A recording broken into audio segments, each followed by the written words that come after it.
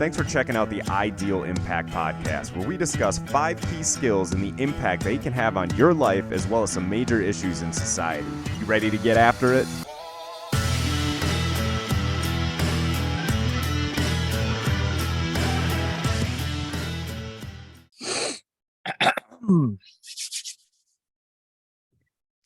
We're live. I love the traditional intro that we've developed here. America. Good morning, boys. Good morning. Morning, Brian. How are you guys doing today?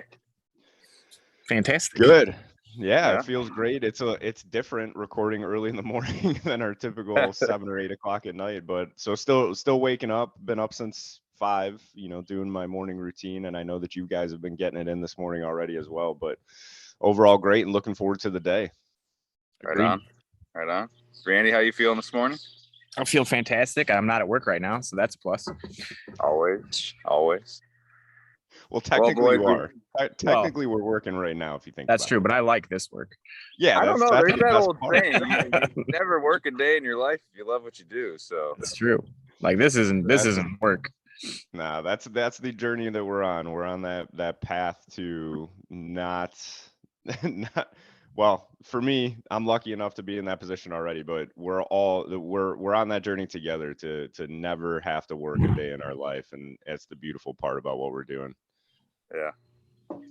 Well, speaking of life, today is a very special day, be it Memorial Day, and we wouldn't have what we have today if it weren't for all of those who sacrificed so much for this great nation. I think it goes without saying we all have a bit of gratitude for those who are no longer with us. Today is not a day of just barbecues and drinking beers, but it's a day to remember all of those who gave the ultimate sacrifice, that gave their life for this great nation. All 3 of us have friends or family members that aren't here today. I'd just like to take a moment of silence to remember all those, place them near and dear in our hearts, continue to be grateful for what they gave for us.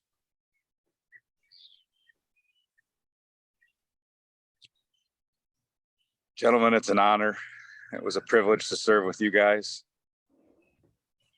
And I thank all the men and women that have done it in the past, and even those who still do it today. Thank you. Could not have said it any better. Yeah, absolutely. And thanks for getting us kicked off there, Brian. And it's crazy. I think too often we take this day for granted, and we don't take that time to be intentional with reflecting on what it means. And listening to those words that you just said there, Brian, really drove that home. And hopefully everybody remembers that and takes that time today, even if it's just a minute, just to think and be grateful for everything that we have. And like you said, for those that have paid the ultimate sacrifice in order for us to be where we are today, enjoying this day. So thank you. Absolutely. Yeah, echo that. I want to thank everyone who's paid the ultimate sacrifice as well. I mean, a lot of people think that today is about celebrating our current veterans, and we have a day for that, Veterans Day. And I mean, we should celebrate veterans every day, but today is just to honor those that gave their lives so that we can do what we're doing right now. Yeah, 100%. And you 2 gentlemen did something specifically this morning that went into a topic that we were discussing earlier. So Randy, you had mentioned that part of what we do today to honor those that have paid that ultimate sacrifice is chosen suffering. So we do that to remember them. So what did the 2 of you do this morning to remember that and put yourself in that position? I mean, obviously it's not as big as being in the military and giving the ultimate sacrifice, but I mean, what we did this morning is easy compared to that. It makes it easier when you actually put it into the grand scheme of things to get out there and just get after it. So Brian and I both did the Murph today, modified Murph. Did not do a full Murph. I did not do the 20-pound vest today, or didn't do it straight through. I did 5, 10s, and 15s. I've done a true Murph before, but I actually trained for it, and there was no training for this one. It was just kind of this weekend. I was like, wow, we should do the Murph on Monday, and got up at 5:30 and went and did the Murph. And Holly did it with you. Holly did it with me. Yeah. That's awesome. awesome. Way to go, Holly.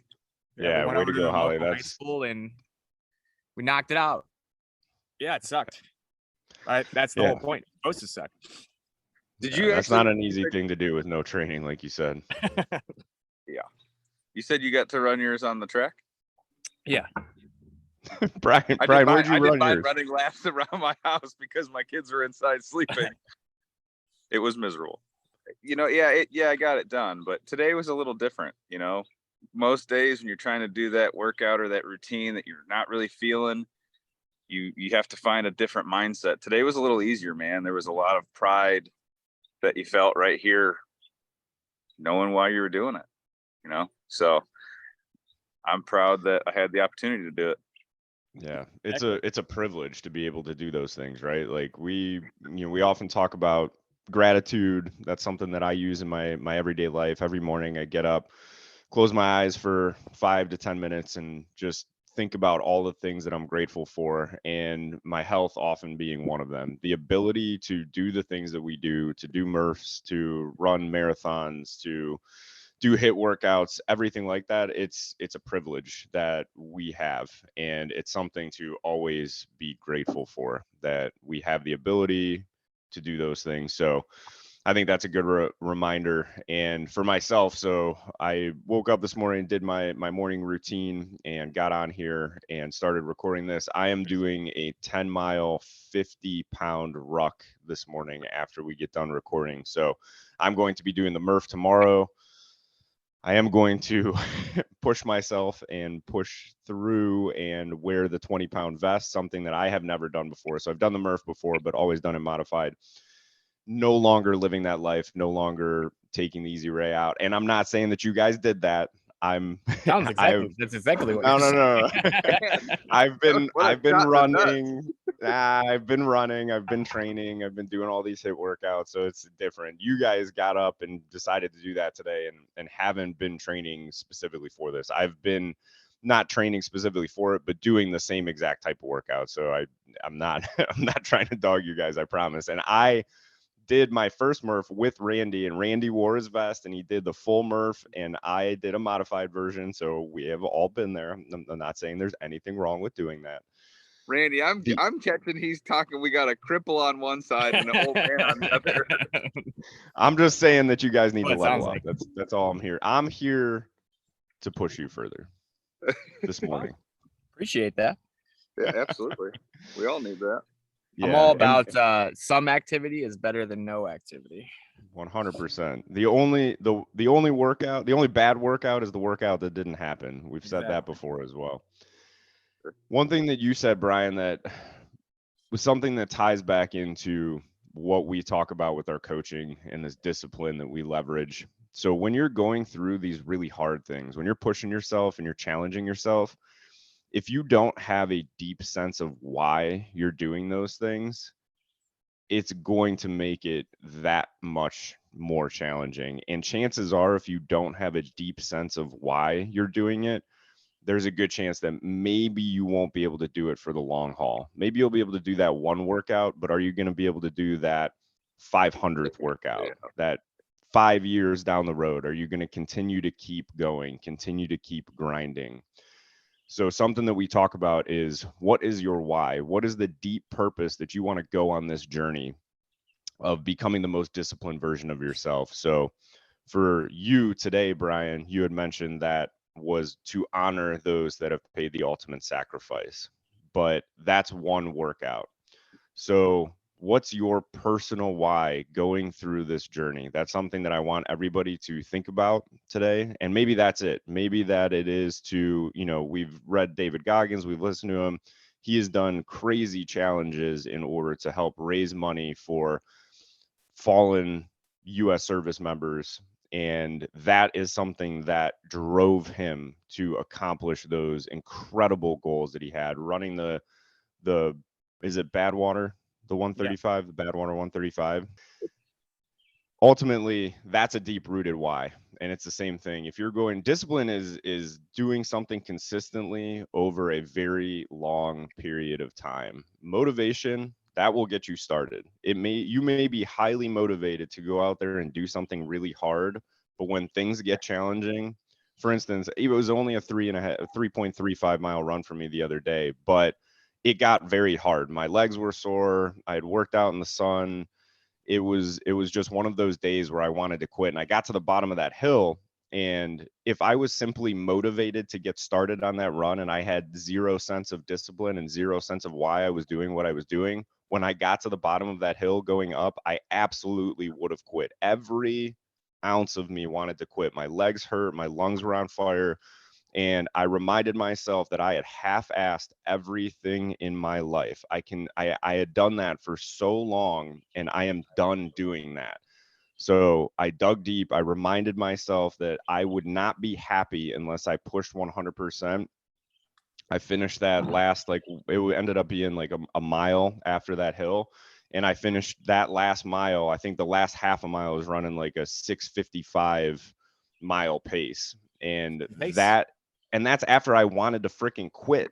That's a deep-rooted why. That is what a deep-rooted why will allow you to do. And that's why it is so important to remember those things when you're going through those challenges. And I think that's something that all of us have experienced at least at some point in life, where you have that realization. We all obviously made a decision to join the military at a time of war.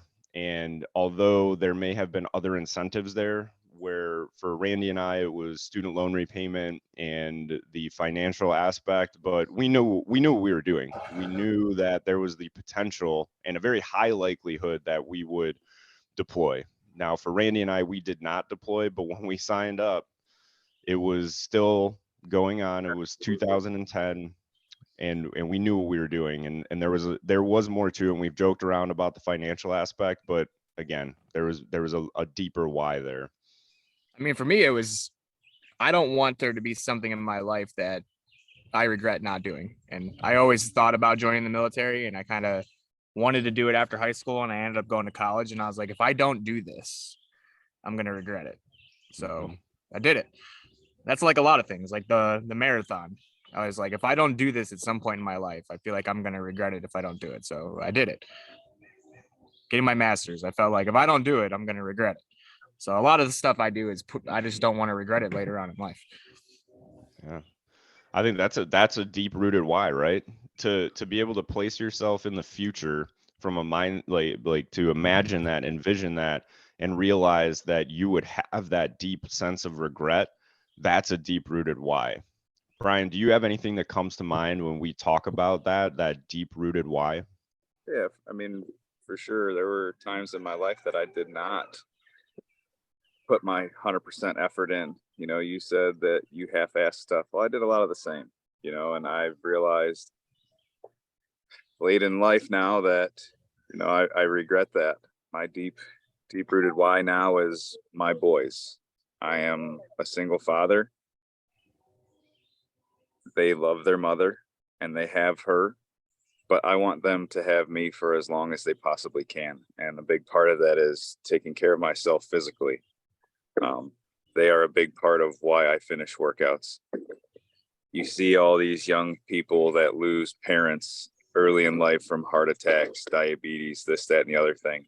And to be quite honest, I was on a terrible path. I got real lazy, took my wife and my children for granted at times, and just sat around, did not do anything. I regret that. And now my reason for doing whatever it is I do now, whether it's getting up and going to work or cleaning laundry, doing laundry, or clean the house, is because of my boys.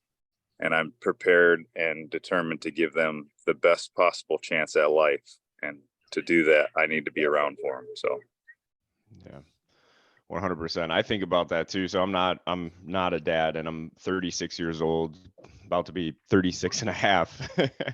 And the reason that I count is because I don't have those kids yet. And I keep thinking to myself, man, if I'm now 37, so if my wife and I were to, or if my wife were to get pregnant right now, I would be 37 when we had our first kid. So I would be 47 when they were 10 years old. And in order for me to be able to do the things that I want to do with my kids at 47 years old and then 50 and 55 and 60, I better be taking care of myself now. And I see people that have taken that for granted and have said those things where I wish I could do more. Well, I don't ever want to be in that position. So I think, again, that is an amazingly deep rooted why. And I love that. So I'm reading Go ahead. Outlive right now by Peter Attia, Dr. Peter Attia. I don't know if you guys we talked about this before, but he was the guy behind the Disney special with Chris Hemsworth? Is that how you say his name? Thor, whatever his name is. I just call him Thor. But Thor, he was the yeah. guy behind like all those challenges Thor did in that Disney Plus special, because they found, I can't remember what gene they found in him, but something with where they're saying that he's not going to potentially live as long as possible if he doesn't make some changes in his life. So I'm reading this book, and it's like the statistics are crazy with how unhealthy we are. And guess like what the simple fixes are. More water, medication, more exercise, surgery, better food. Oh, wait, we're on different. Yeah, I don't know what you're talking about, Kyle, but Brian was on the right track. I'm thinking the easy right over the hard, or the easy wrong over the hard right. Like, Right. I completely listen. I haven't finished my first cup of coffee yet. I'm not That's all firing right. on We'll all let that one cylinders slide. What here. were you saying, Brian? The brain is firing because of all this physical exercise this morning. It's good for you. No, I was saying, the simple things, the stuff that we talk about all the time, the intake of water, eating, taking better choices in food you're eating, Right. just the little bit of exercise. It's just fucking walking every day. Go out Right. and walk. Hitting that 10,000 steps a day, that is a huge way to improve your health. They're not crazy things. Like, just No. eat healthier, drink more water, and exercise. I mean, there's other things that go into it, but like those are the big three. Yeah.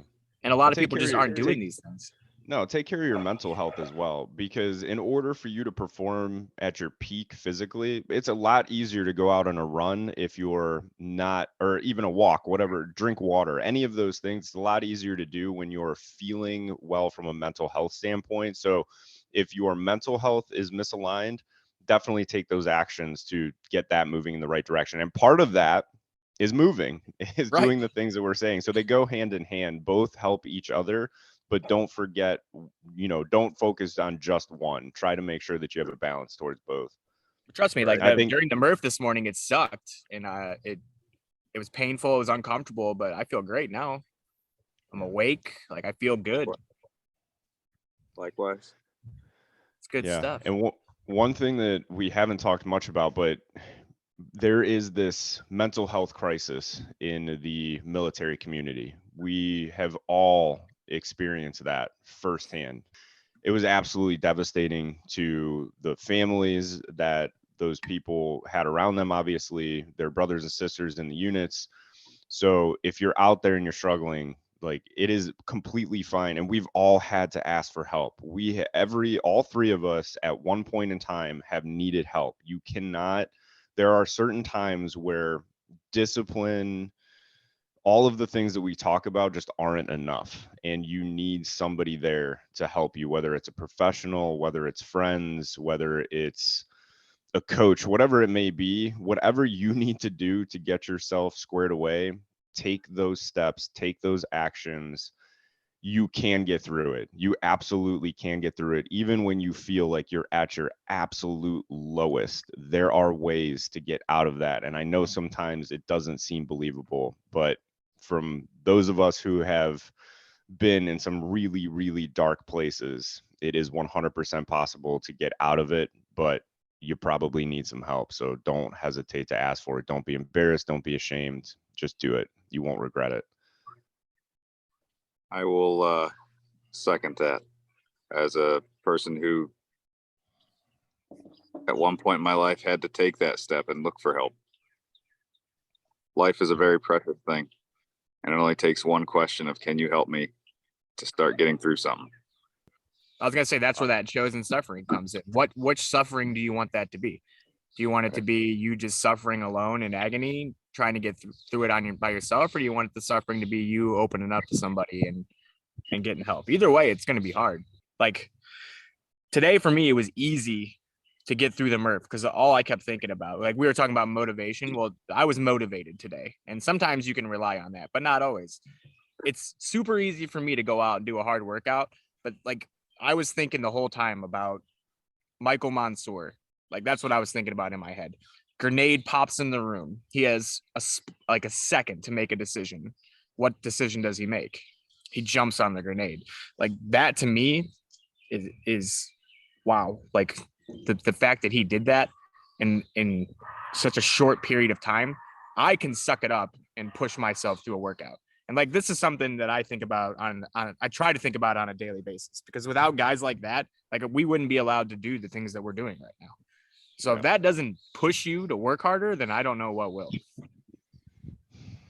Yeah, and you think about guys like Nick Lavery. He luckily somehow by a miracle after miracle is still alive today, but he put himself in harm's way, sacrificed his leg and what at that time he expected to be his life in order to save another soldier that was standing in front of him in direct way of the, or in direct line of the machine gun fire that was coming in that specific situation. And you know, it's just you see those guys, like you said, Randy, and you hear these stories of this incredible bravery, and it's like if they can go through that, and for Nick Lavery, not only can he go through that specific situation, he can continue to fight through. He came back. Yeah, and he lost his leg. He got the wrong blood when he got a blood transfusion. He battled infections.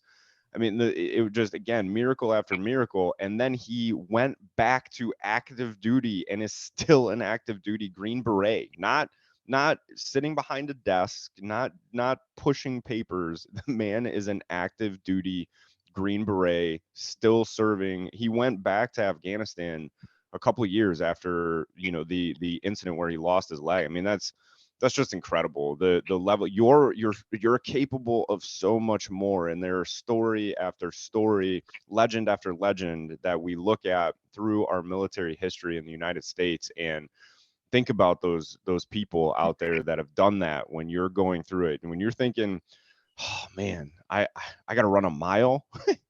Come on, like you can do that. Even if you haven't been training, like you can do that. You are physically capable of doing that. That is all in your head. You just have to push through that discomfort. And like you said, chosen suffering, it's, you can either be uncomfortable being depressed and potentially being suicidal, or you can be uncomfortable going to talk to somebody, getting help and digging into what's going on. Either way, it's going to be uncomfortable, but one of those things is going to lead you to a life of success, a life of happiness, a life of overcoming that dark time, that depression, that suicidal thoughts. Or you can give into it, and either way, it's gonna suck, and it's gonna be really hard. So choose well, the beautiful your thing is, like, you have a choice there. You have a choice. Like there's also unchosen suffering. So there's things where you don't have a choice. Like if a loved one passes away, you can't control that. You have no choice over that. Of course, it's going to be sad, but things that you can control on a daily basis, you have a choice over, and you can choose to either better yourself or stay where you are. Yeah. Both of them are going to be 100%. hard. You can also choose how you handle that loss. I have had plenty of people that I talk to on a regular basis recently lose somebody close to them within, we'll say, at least the last year.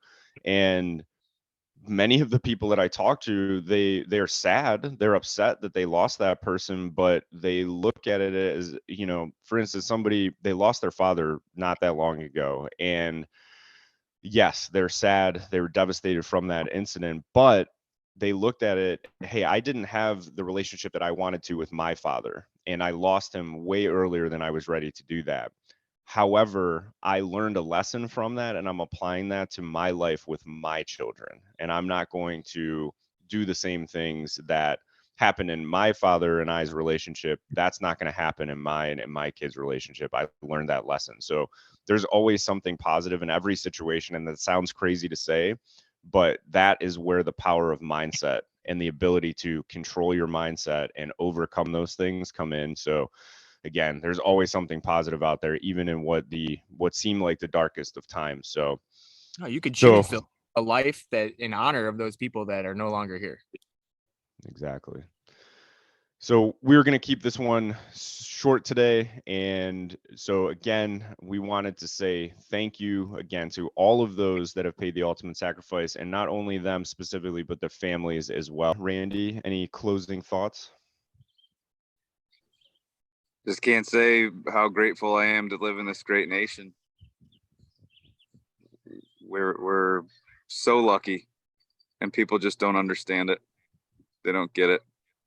We wish we could tell people, just make them believe that we work together as Americans. We can make this place a lot better. Yeah, well said. I just want to give a special shout out to the McKee family. We lost one of our good friends that we grew up with, who was serving overseas, Staff Sergeant Kyle McKee. We appreciate everything Kyle did for this country. Absolutely. Yeah. All right. Well, I hope everybody out there has a wonderful Memorial Day weekend. Don't forget what this day is all about, and have fun enjoying it, relaxing, taking that time with your friends and family, and getting summer kicked off on a positive note. Everybody Stay out safe there, and make good decisions. Yeah. yeah. Great. No close range firework fights Or drinking and driving. or drinking and driving. Back up, Terry. Back up.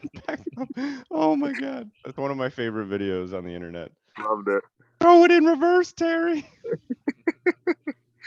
Well, I'm going to kick off my Memorial Day with a screaming kid. So I'm going to say, All right, have a great day, fellas. We'll talk to you. all right, Adios. guys, have a good rest of your day. See ya. Bye. Hey everybody, if you liked what you heard today, please check us out on Instagram, Facebook, LinkedIn, and Twitter. And don't forget to head to Eventbrite and grab one of the 10 tickets available for our monthly Ideal Connect call. Then when you're ready to take the next step, message us on any of our social media pages to book a free coaching consultation call to see how we can help you start living your own ideal life. Thanks again for all of your love and support, and always remember, you have everything you need to achieve success. It's just a matter of believing.